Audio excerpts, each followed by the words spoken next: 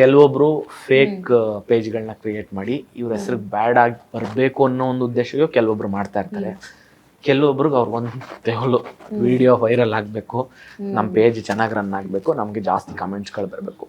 ಇಲ್ಲಿ social media ಏನಾಗ್ಬಿಟ್ಟಿದೆ ಅಂದರೆ plus or minus, negative positive ನೋಡಲ್ಲ. ಅಲ್ಲಿ ವಿಡಿಯೋ ವ್ಯೂಸ್ ಹೋಗ್ಬೇಕು. ನೀವು ನಂಬ್ತಿರೋ ಬಿಡ್ತಾರೆ, ಒಂದು ಕಮೆಂಟ್ಗೆ 5 ರೂಪಾಯಿ ಚಾರ್ಜಸ್ ಮಾಡ್ರಿ, ಇಷ್ಟ ಕಮೆಂಟ್ ನಿಂತೋಗ್ಬಿಡ್ತವೆ. ಬೆಲೆ ಬರ್ಬೇಕು ಕಮೆಂಟ್ ಮಾಡೋದಕ್ಕೆ. ಲಾಸ್ಟ್ ಟೈಮ್ ರಿಷಿಕಾ ಸಿಂಗ್ ಕೂಡ ಅದನ್ನೇ ಹೇಳಿದ್ರು, ಒಂದು ಕಮೆಂಟ್ಗೆ ಇಷ್ಟು ದುಡ್ಡು ಅಂತ ಮಾಡಿ, ಒಂದು ಮೆಸೇಜ್ಗೆ ಒಂದು ಇದು ಯೂಟ್ಯೂಬ್ ಅಲ್ಲಿ ಬಂದು ಕಮೆಂಟ್ ಮಾಡಕ್ಕೆ ಇಷ್ಟು ದುಡ್ಡು ಅಂತ ಚಾರ್ಜಸ್ ಮಾಡಿ, ಅವಾಗ ಕಮೆಂಟ್ಗೆ ಒಂದು ಬೆಲೆ ಬರುತ್ತೆ. ಯಾರು ರಿಪ್ಲೈ ಯಾರೊಬ್ರು ಮಾಡಲ್ಲ ಸರ್. ಯಾರು ಇವತ್ತು ಏನ್ ಹೇಳ್ತಾರ ಅವಾಗ ಜೆನ್ಯೂನ್ ಕಮೆಂಟ್ಗಳು ಬರ್ತವೆ. ನಾನು 5 ರೂಪಾಯಿ ವರ್ತ್ ಆಗಿ ಕಮೆಂಟ್ ಮಾಡ್ತಾ ಇದ್ದೀನಿ ಅನ್ನೋ ಅಂತ ವರ್ತ್ ಕಮೆಂಟ್ಗಳು ಬರ್ತವೆ. ಆಮೇಲೆ ನೀವು ನಂಬ್ತಿರೋ ಬಿಡ್ತಿರೋ, ಒಂದೊಂದು ಪೇಜ್ ಒಂದೊಂದು ಅಕೌಂಟ್ ಕ್ರಿಯೇಟ್ ಮಾಡೋದಕ್ಕೂ ID ಪ್ರೂಫ್ಗಳು ಕೊಡಬೇಕು. ಸೊ ಒಂದು ಹೆಸರಲ್ಲಿ ಒಂದು ಪೇಜು, ಒಂದು ಪರ್ಸನಲ್ ಅಕೌಂಟು, ಎರಡಕ್ಕೆ ಅವಕಾಶಗಳು ಕೊಡಬೇಕು. ಎರಡರಲ್ಲೂ ಆಧಾರ್ ಲಿಂಕ್ ಆಗಿರ್ಬೇಕು. ಆಧಾರ್ ಕಾರ್ಡ್ನ ID ಪ್ರೂಫ್ ಕೊಟ್ಬಿಟ್ಟು ಅಕೌಂಟ್ ಕ್ರಿಯೇಟ್ ಮಾಡೋ ಥರ ಆಗಬೇಕು. ಎಷ್ಟೋ ಫೇಕ್ ಐಡಿಗಳು ಹೊಂಟೋಗ್ಬಿಡ್ತವೆ, ಎಷ್ಟೋ ನೆಗೆಟಿವ್ ಕಮೆಂಟ್ಸ್ಗಳು ಕಡಿಮೆ ಆಗ್ತವೆ. ಎಷ್ಟೊಂದು ಜನ ರಿಯಲ್ ಆಗಿ ಪ್ರೊಫೈಲ್ಗಳು ಇಟ್ಕೊಂಡು ಜೆನ್ಯೂನ್ ಆಗಿ ಸೋಷಿಯಲ್ ಮೀಡಿಯಾ ವರ್ಕ್ ಆಗುತ್ತೆ. ಅಲ್ಲಿವರೆಗೂ ವರ್ಕ್ ಆಗಲ್ಲ. ಕಮೆಂಟ್ ಮಾಡುವಾಗಂತ ಇರುವಂತಹ ವೀರ ಶೂರ ರೋಷ ಕಂಪ್ಲೇಂಟ್ ಆಗುತ್ತೆ ಗೊತ್ತಾ, ಅವಾಗ ಇರೋದೇ ಇಲ್ಲ. ನಾನು ನೋಡಿದ್ದೀನಲ್ವಾ ತುಂಬಾ ಜನ ಕಮೆಂಟ್ಗಳು ರೀತಿ ಕಮೆಂಟ್ ಮಾಡಿರ್ತಾರೆ ಅಂದ್ರೆ, ಇವಾಗ ಫಾರ್ ಎಕ್ಸಾಂಪಲ್ ವಿಜಯಲಕ್ಷ್ಮಿ ಅವರ ಕಂಪ್ಲೇಂಟ್ ಆಗಿರ್ಬೋದು, ಅಥವಾ ರಮ್ಯಾ ಅವ್ರು ಕೊಟ್ಟಿರೋ ಕಂಪ್ಲೇಂಟ್, ಅವರು ಹಾಕಿರೋ ಕಮೆಂಟ್ಗಳದ್ದು ಸ್ಕ್ರೀನ್ ಶಾಟ್ಸ್ ಇದೆ. ಅವಾಗ ಆ ರೀತಿಯಾಗಿ ವಲ್ಗರ್ ಹಾಕಿದ್ರಲ್ಲ, ಈಗ ಪೊಲೀಸ್ ಬಂದಾಗ ಯಾಕೆ ಸೈಲೆಂಟ್ ಆದ್ರಿ? ಇವಾಗ ಮಾತಾಡಿ ನೋಡೋಣ. ಅಲ್ಲ, ವಲ್ಗರ್ ಮಾತಾಡೋ ಅವಶ್ಯಕತೆನೇ ಇರಲ್ಲ. ಅವ್ರಿಗೂ ಒಂದು ವೈಯಕ್ತಿಕ ಜೀವನ ಅನ್ನೋದಕ್ಕಿಂತ ಅವರು ಮನುಷ್ಯರು. ಎಲ್ಲದಕ್ಕಿಂತ ಸೆಲೆಬ್ರಿಟಿ ಇವೆಲ್ಲ ಪಕ್ಕಕ್ಕಿಟ್ರೆ ಅವರು ಒಬ್ರು ಮನುಷ್ಯರು. ಅವರು ಅಂದ್ರೆ ಇವ್ರು ಏನಂದ್ರೆ ಸೆಲೆಬ್ರಿಟಿ ಸ್ಟಾರ್ಗಳು ಅಂದ್ರೆ ಅವ್ರಿಗೆ ಮನ್ಸಾಕ್ಷಿ ಅಥವಾ ಮನ್ಸಿರಲ್ಲ, ಈ ತರ ಅನ್ಕೊಂಡ್ಬಿಡ್ತಾರೆ. ಅವ್ರಿಗೆ ನೋವಾಗಲ್ಲ, ಎಲ್ಲಾನು ಸ್ವೀಕಾರ ಮಾಡ್ತಾರೆ ಅಂತಲ್ಲ. ಎಲ್ಲಾರ್ಗು ಬೇಜಾರಾಗುತ್ತೆ. ಯಾರಿಗೆ ಆಗ್ಲಿ ಮನ್ಸತ್ವ ಇರುತ್ತೆ, ಮನ್ಸಿರುತ್ತೆ, ಬೇಜಾರಾಗುತ್ತೆ. ಸೊ ಬಟ್ ಏನು ಮಾಡಕ್, ಅದೇ ಹೇಳಿದ್ನಲ್ಲ, ಈ ತರ ರೂಲ್ಸ್ ತಂದ್ರೆ, ಏಕೆ ಅಂದ್ರೆ ನೆಗೆಟಿವ್ ಆಗಿ ವಲ್ಗರ ಕಮೆಂಟ್ ಮಾಡ್ತಾ ಇರೋನು ನನ್ನ ID ಪ್ರೂಫ್ ಐತಪ್ಪ ಬಂದು ಹೊಡಿತಾರೆ ಅನ್ನೋದೊಂದು ಭಯ ಇರುತ್ತೆ, ಕಂಪ್ಲೇಂಟ್ ಆಗುತ್ತೆ. ಸೊ ಈ ತರ ಒಂದು ರೂಲ್ಸ್ ಏನಾದ್ರು ಬರ್ಲೇಬೇಕು ಇದನ್ನ ಅವಾಯ್ಡ್ ಮಾಡಕ್ಕೆ.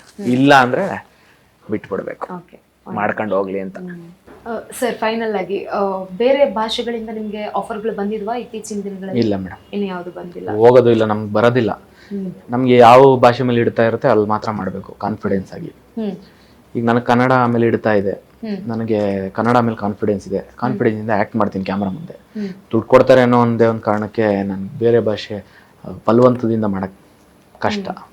ಅಂದ್ರೆ ಡೈಲಾಗ್ ಹೇಳುವಾಗ ಮಿಸ್ ಆಗುತ್ತೆ ಅನ್ನುವಂತ ಭಯನ? ಮಿಸ್ ಆಗುತ್ತೆ ಅನ್ನೋದು ನನಗೆ, ಈಗ ನನ್ ಕನ್ನಡ ಉಚ್ಚಾರಣೆ ಗೊತ್ತು, ನನ್ಗೆ ಅರ್ಥ ಗೊತ್ತು. ಅವ್ರು ಏನ್ ಹೇಳ್ತಾರೆ ಅದನ್ನ ಗ್ಲಾನ್ಸ್ ಮಾಡಿ ನಾನು ಡೈಲಾಗ್ ಹೇಳ್ತೀನಿ. ಅದು ಪರ್ಫಾರ್ಮೆನ್ಸ್ ಜನಕ್ಕೆ ಇಷ್ಟ ಆಗೋ ಥರ ನಾನು ಮಾಡ್ತೀನಿ. ಅಲ್ಲೇನಾಗ್ಬಿಡುತ್ತೆ, ನಾನು ಭಾಷೆನೇ ಕಲಿಯಕ್ಕೆ ಸ್ವಲ್ಪ ಟೈಮ್ ಹಿಡಿಯುತ್ತೆ. ಅದನ್ನ ಅರ್ಥ ಮಾಡ್ಕೊಂಡು ನಾನು ಆ್ಯಕ್ಟ್ ಮಾಡಬೇಕಾದ್ರೆ ಈ ಕಡೆ ಭಾಷೆ ಮೇಲೆ ಇಡ್ತಾ ಇರಲಿಲ್ಲ. ನನಗೆ ಇಲ್ಲೇ ಚೆನ್ನಾಗಿ ಆಗ್ತಾ ಇದೆ ಮೇಡಮ್, ಇಲ್ಲೇ ಮಾಡ್ತೀನಿ. ಓಕೆ, ಭಾಷೆ ಕನ್ನಡದಲ್ಲೇ ಇರ್ತೀನಿ ಅಂತ ಹೇಳಿದ್ರಿ. ಉತ್ತರ ಕರ್ನಾಟಕ ಸ್ಲ್ಯಾಂಗ್ ಬಂದಾಗ, ಜೊತೆಗೆ ಮಂಡ್ಯ ಸ್ಲ್ಯಾಂಗ್ ಬಂದಾಗ ಹೇಗೆ ಮ್ಯಾನೇಜ್ ಮಾಡ್ತೀರಿ ಆಪೋಸಿಟ್ ಇರುವಂತ ಕಲಾವಿದರ ಜೊತೆಗೆ? ಅಂದ್ರೆ ನಾವು ತಗೊಳ್ಳೋದು ನಮ್ಗೇನ್ ಬರುತ್ತೆ ಅದೇ ಲ್ಯಾಂಗ್ವೇಜ್ ತಗೊಂತೀವಿ. ಆಪೋಸಿಟ್ ಬರೋರು ಅವ್ರಿಗೆ ಯಾವ್ದು ಕಾನ್ಫಿಡೆನ್ಸ್ ಇರ್ತಾರ ಅದು ಮಾಡ್ತಾರಲ್ಲ, ನಮ್ಗೆ ಅಷ್ಟು ಇದು ಮ್ಯಾಟ್ರ್ ಆಗಲ್ಲ. ಬಟ್ ಚೆನ್ನಾಗಿರುತ್ತೆ ಅದೊಂಥರ ಜುಗಲ್ ಬಂದಿ. ನಿಮ್ಗೆ ಯಾವ ಪದಗಳು ಗೊತ್ತೇ ಆಗ್ಲಿಲ್ಲ ಗುರು, ಅವ್ರು ಹೇಳದ್ಮೇಲೆ ಗೊತ್ತಾಯ್ತು ನಮ್ಮ ಭಾಷೆಲಿ ಹಿಂಗೆ ಅಂತ ಅಂದಿದ್ದು ಅಂದ್ರೆ? ಇಲ್ಲ, ನನ್ಗೆ ನೀವು ನಂಬ್ತಿರೋ ಬಿಡ್ತಿರೋ ಯಾವುದೇ ಮೂಲೆ ಭಾಷೆಗಳಿರ್ಲಿ ನನಗೆ ಚೆನ್ನಾಗಿ ಅರ್ಥ ಆಗುತ್ತೆ. ನಾನು ಹಾಸ್ಟೆಲಲ್ಲಿ ಬೆಳೆದಿದ್ದು. ನಾವು ಆಳ್ವಾಸಲ್ಲಿ 2 ವರ್ಷ ಇದ್ದಾಗ ನಮ್ಮ ಸುತ್ತಮುತ್ತ ರೂಮ್ಗಳಲ್ಲಿ ಎಲ್ಲ ಕರ್ನಾಟಕದ ಮೂಲೆಯಿಂದ ಇರೋರು ನನ್ನ ಫ್ರೆಂಡ್ಸ್ ಇದ್ದಾರೆ. ನಾರ್ತ್ ಕರ್ನಾಟಕ, ರಾಯಚೂರು, ಬೆಳಗಾಮು, ಬೀದರು, ಹುಬ್ಳಿ, ಧಾರವಾಡ, ದಾವಣಗೆರೆ. ಈ ದಾವಣಗೆರೆ ನಮ್ಮ ಅತ್ತೆ ಇದ್ದಾರೆ, ಸ್ವಂತ ಅತ್ತೆ. ನಾವು ಎವ್ರಿ ಇಯರ್ ಹೊಂಡ ಸರ್ಕಲ್. ಹೌದಾ, ದುರ್ಗಮ್ಮನ ಗುಡಿ ಇದೆಯಲ್ಲ, ಅಲ್ಲಿ ನಮ್ಮ ಅತ್ತೆ ಇರೋದು. ನಾವು ಎವ್ರಿ ಇಯರ್ ಬೇಸಿಗೆ ರಜೆಗೆ ಅಲ್ಲೇ ಹೋಗ್ತಾ ಇದ್ದಿದ್ದು. ಸೊ ದಾವಣಗೆರೆದು ಲ್ಯಾಂಗ್ವೇಜು ಇಡ್ತಾ, ಹಂಗಾಗಿ ನಮ್ಗೆ ಅಷ್ಟೊಂದು ಕಷ್ಟ ಅನ್ಸಲ್ಲ ಯಾವುದೇ ಲ್ಯಾಂಗ್ವೇಜ್ ಬಂದ್ರು. ಈಗ ರಕ್ಕಸಪುರದಲ್ಲಿ ಕೊಳ್ಳೇಗಾಲದ್ದು ಸ್ಲ್ಯಾಂಗ್ ಡಬ್ಬಿಂಗ್ ಮಾಡಿದ್ದು, ಅಂದ್ರೆ ಕಲಿಬೇಕು ಅಷ್ಟೇ. ನಮ್ಮ ಭಾಷೆಗಳೇ ಅವು, ಕನ್ನಡನೇ, ಸ್ಲ್ಯಾಂಗ್ ಬೇರೆ, ಅದನ್ನ ಕಲಿಯೋಣ. ಓಕೆ, ಸೊ ಫೈನಲ್ ಆಗಿ ಏನು ಹೇಳ್ತೀರಿ ಕನ್ನಡದ ಪ್ರೇಕ್ಷಕರುಗಳಿಗೆ ಏನು ಹೇಳ್ತೀರಾ? ಸಿನಿಮಾ ಕುರಿತಾಗಿ ಏನು ಹೇಳ್ತೀರಾ? ಅಂದರೆ ಸಿನಿಮಾ ಕುರಿತಾಗಿ ನಾವು ಪ್ರಯತ್ನ ಮಾಡ್ತಾ ಇದ್ವಿ, ಸಿನಿಮಾನೇ ಮಾಡಿ ನಿಮಗೆ ಥಿಯೇಟ್ರಲ್ಲಿ ಎಂಟರ್ಟೈನ್ಮೆಂಟ್ ಮಾಡಬೇಕು ಅಂತ ಸ್ವಲ್ಪ ಟೈಮ್ ಹಿಡಿತಾ ಇದೆ. ಬಟ್ ಟೈಮ್ ತೊಗೊಂಡು ಮಾಡಿದ್ರು ಒಳ್ಳೆ ಸಿನಿಮಾಗಳನ್ನೇ ಮಾಡ್ತೀವಿ. ಬಟ್ ಆದಷ್ಟು ಥಿಯೇಟ್ರಿಗೆ ಬಂದೇ ನಮ್ಮನ್ನ ಸಪೋರ್ಟ್ ಮಾಡಿ ಅಂತ ರಿಕ್ವೆಸ್ಟ್ ಮಾಡ್ಕೊಂತೀವಿ. ಯಾಕೆಂದರೆ ನಾವು ಇನಿಷಿಯಲ್ ಡೇಸಲ್ಲಿ ನಾವು ಸಿನಿಮಾ ಥಿಯೇಟ್ರಿಗೆ ಮಾಡಿದಾಗ ನೀವು ಬಂದು ಸಪೋರ್ಟ್ ಮಾಡಿದಾಗ ನಮಗೆ ಮುಂದೆ ಜರ್ನಿ ಚೆನ್ನಾಗಿರುತ್ತೆ. ಯಾಕೆಂದರೆ ನಾವು ಬಿದ್ದರೆ ಎತ್ತಕ್ಕೆ ಯಾರೂ ಇಲ್ಲ ಇಲ್ಲಿ. ಸೊ ನಾವು ನಂಬಿರೋದೇ ಕರ್ನಾಟಕ ಜನನೇ. ಅವರು ಸಪೋರ್ಟ್ ಮಾಡಿದ್ರೆ ನಾವು ಮುಂದೆ ಸಿನಿಮಾಗಳು ಮಾಡೋಕ್ಕೆ ಬಟ್ 100% ಎಫರ್ಟ್ ಆಗಿ ಒಳ್ಳೆ ಸಿನಿಮಾನೇ ಮಾಡೋದು. ಸೊ ಸಪೋರ್ಟ್ ಮಾಡ್ತಾ ಇರಿ ಅಂತ ಕೇಳ್ಕೊತೀನಿ. Thank you. ಓಕೆ ಸರ್, ಈ ಒಂದು ಕ್ವಶನು, ನೀವು ಕೂಡ ಸೋಷಿಯಲ್ ಪ್ಲಾಟ್ಫಾರ್ಮ್ ಇಂದ ಇವಾಗ ಗುರುತಿಸ್ಕೊಂಡಿರೋಂಥವ್ರು, ಬಟ್ ಈಗ ಕಷ್ಟಪಟ್ಟು ಸಿನಿಮಾ ಮಾಡಿರ್ತೀರಾ, ಥಿಯೇಟರ್ಗಿಂತ ಏನಾದರೂ ಲೀಕ್ ಆದ್ರೆ ಆಗ ಏನ್ ಅನ್ಸುತ್ತೆ? ಅಂದ್ರೆ ಒಂದಷ್ಟು ಬೇಜಾರಾಗುತ್ತೆ. ಅಂದ್ರೆ ಬೇಜಾರಾಗುತ್ತೆ, ಇಲ್ಲ ಅಂತ ಹೇಳಲ್ಲ. ಪೈರಸಿ ಮಾಡೋವಂಥವ್ರಿಗೆ ಏನ್ ಹೇಳ್ತೀರಿ? ಏನು ಮಾಡೋಕ್ಕಾಗಲ್ಲ ಮೇಡಮ್. ಏನಂದ್ರೆ ನಮ್ಮಲ್ಲೇ ಲೂಪ್ ಹೋಲ್ಸ್ಗಳಿದ್ದಾಗ ನಾವು ಬೇರೆಯವ್ರ ನಂದು ಈಗ ಪೈರಸಿ ಮಾಡಕ್ ಅವಕಾಶ ಮಾಡ್ತಾ ಇರೋದು ಯಾರು? ಅಂದ್ರೆ ನಮ್ಮಲ್ಲೇ ರೂಲ್ಸ್ ಅಂಡ್ ರೆಗ್ಯುಲೇಷನ್ಸ್ಗಳು ಸ್ಟ್ರಿಕ್ಟ್ ಆದ್ರೆ ಅವ್ರಿಗೆ ಅವಕಾಶನೇ ಸಿಗಲ್ವಲ್ಲ. ನಾವು ಫಸ್ಟ್ ಸ್ಟ್ರಾಂಗ್ ಮಾಡ್ಕೊಬೇಕಲ್ವಾ? ನಾವು ಅದನ್ನೇ ಮಾಡ್ದೇನೆ ಯಾರೋ ಒಬ್ಬ ಪೈರಸಿ ಮಾಡ್ತಾವನೆ ಅಂತ ಅವನ್ನ ಬ್ಲೇಮ್ ಮಾಡೋದು ತಪ್ಪಾಗುತ್ತೆ. ನಮ್ಮಲ್ಲಿ ಲೂಪ್ ಹೋಲ್ಸ್ಗಳು ಇಟ್ಕೊಂಡು ಫಸ್ಟ್ ಆಫ್ ಆಲ್ ನಮ್ಮ ಇಂಡಸ್ಟ್ರಿಲಿ ಯಾರೋ ಒಬ್ರು ಸ್ಟ್ಯಾಂಡ್ ತಗೊಳ್ಳೋರು ಇರಬೇಕು, ಅಥವಾ ಅದ್ರ ಬಗ್ಗೆ ಸ್ಟ್ರಾಂಗ್ ಆಗಿ ವಾಯ್ಸ್ ಎತ್ತೋರು ಇರಬೇಕು, ಅದ್ರ ಬಗ್ಗೆ ಸೀರಿಯಸ್ ಆಗಿ ತಗೊಂಡು ಅದನ್ನ ಸ್ಟ್ರಿಕ್ಟ್ ಆಗಿ ಏನೋ ಒಂದು ಇದು ಮಾಡೋರು ಆಗ್ಬೇಕು.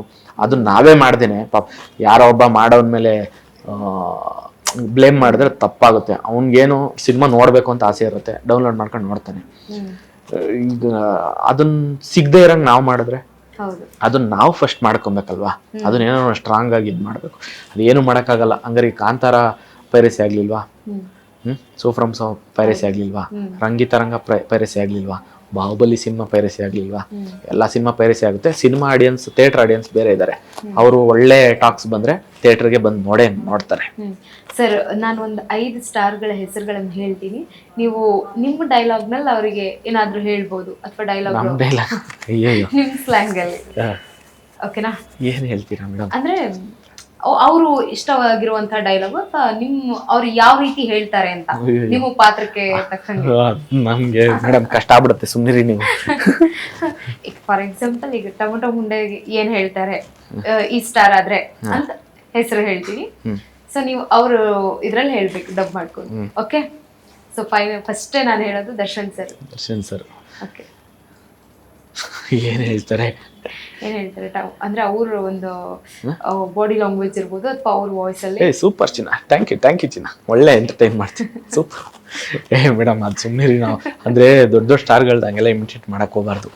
ಆಯ್ತು, ಸ್ಟಾರ್ ಬಂದ್ರೆ ಅವ್ರು ಏನು ಮಾಡಲ್ಲ ಸರ್.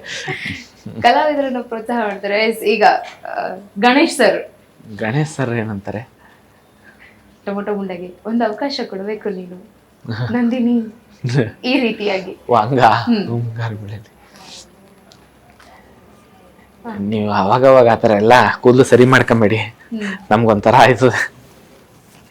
ಇದು ಯಶ್ ಸರ್ದಾಯ್ತು. ಸರ್, ಅವರು ರಾಮಾಚಾರಿ ಪಿಕ್ಚರ್ ಅಲ್ವಾ ಹಂಗನ್ನೋದು. ಮುಂಗಾರು ಮಳೆಯಲ್ಲಿ ಏನಂತಾರೆ? ಗೂಗ್ಲಿಯಲ್ಲಿ ನೀವು ಅವಾಗ ಕೂದಲು ಸರಿ ಮಾಡ್ಕೊಂಬೇಡಿ ಅಂತ ಹೇಳ್ತಾರೆ. ಡಾಕ್ಟ್ರೆ, ನೀವು ಕೂದಲು ಅವಾಗ ಸರಿ ಮಾಡ್ಕೊಂಬೇಡಿ, ನಮ್ಗೊಂಥರ ಆಯ್ತದೆ ಅಂತ.